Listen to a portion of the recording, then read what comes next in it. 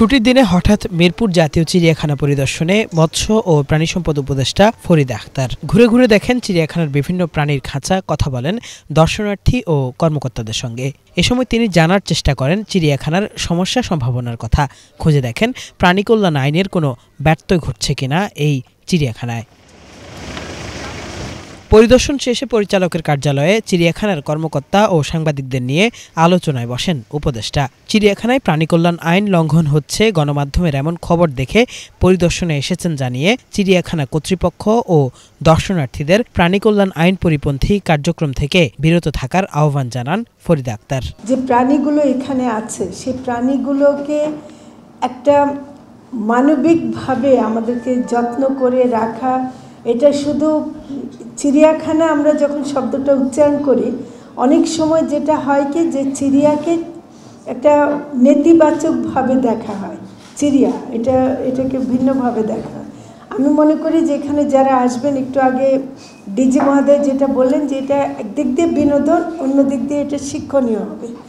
আমরা প্রাণীকে দেখে, যেমন প্রাণী কি খায়, কিভাবে চলে, তার চলাফেরার বিষয়গুলো আমরা জানবো এবং ওকে রক্ষা করার বিষয়গুলো। যেমন অনেকগুলো প্রাণী বিলুপ্ত হয়ে যাবে, হয়তো আর 10 বছর পর পৃথিবীর কোথাও ওই প্রাণী পাওয়া যাবে না, কিন্তু বাংলাদেশে এখনও হয়তো আছে। তো আমরা এইসব প্রাণীকে যতটুকু পারি বাঁচিয়ে রেখে আমরা একটা প্রাণী জগতে একটা অবদান রাখতে পারি। আমার কাছে যেটা খুব মনে হয় যে একটা বড় কাজ করা দরকার, যেটা পত্রপত্রিকায় আসে, সেটা হলো যে দর্শনার্থীরা অনেক সময় প্রাণীদেরকে উত্ত্যক্ত করে, অতি আনন্দে সেটা হয়তো করে, বাচ্চাদেরকে সেই ব্যাপারটা শিক্ষা দেয়া হয় না বা অভিভাবকরা অনেক সময় খেয়াল করেন না। আমি মনে করি যে এই ব্যাপারে খুবই কঠোরভাবে যেন কোনো প্রাণীকে উত্ত্যক্ত করা যাবে না, এটা কিন্তু খুব কঠোরভাবে বলা থাকতে হবে। আপনারা এখানে দিচ্ছেন সাইনবোর্ড, কিন্তু সেভাবে আরও বেশি করে দিতে হবে, ঢুকতেই যেন তারা কিছু পরে রাখে যে এগুলো করা যাবে না। আরেকটা আজকে দেখিনি যদিও, কিন্তু পত্রপত্রিকায় দেখেছি যে অত্যন্ত জোরে গান বাজিয়ে গান বাজনা বাজানো হয় এবং সেটাও কিন্তু প্রাণীর একটা ক্ষতি হয়। তো সেই গান বাজনাটাকে বন্ধ হয়েছে। এটা চিড়িয়াখানা কোনো পিকনিক স্পট না, এটাকে পার্থক্য করতে হবে। পিকনিক স্পট অনেক আছে, কিন্তু আপনি গান বাজনা দিয়ে মানে আনন্দ ফুর্তি করে চিড়িয়াখানার ভিতরে এটা করার কোনো সুযোগ নেই। মনে রাখতে হবে যে প্রাণী কল্যাণ আইন 2019 যেটা আছে সেটার যেন পূর্ণ বাস্তবায়ন চিড়িয়াখানায় আমরা নিশ্চিত করতে পারি, সেভাবে আমরা চিড়িয়াখানাকে সাজাবো।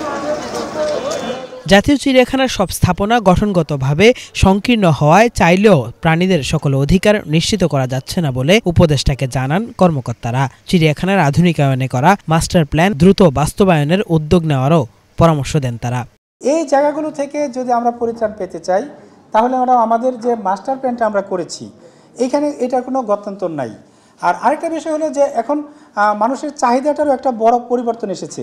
মানুষ চায় যে অনেক রিসার্চার এখানে আসেন, তিনি হয়তো বাংলাদেশি অ্যানিমাল নিয়ে রিসার্চ করতে চান, তিনি কিন্তু আফ্রিকান কোনো অ্যানিমাল দেখতে চান না।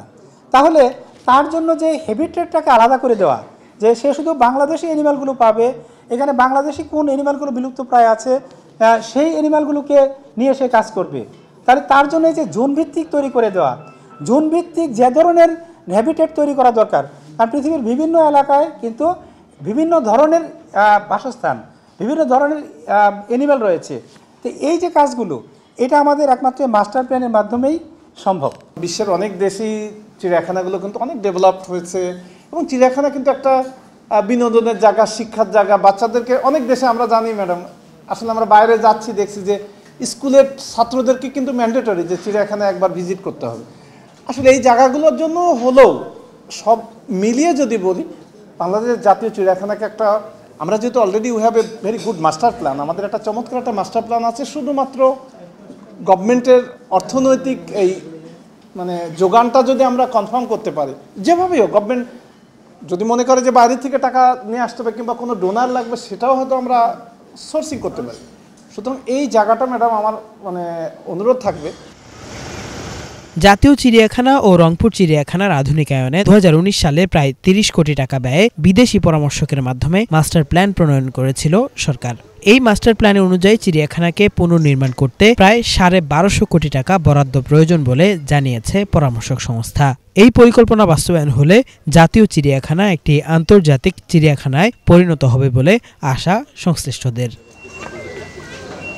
কিফায়াত শাকিল, বাংলা ভিশন, ঢাকা।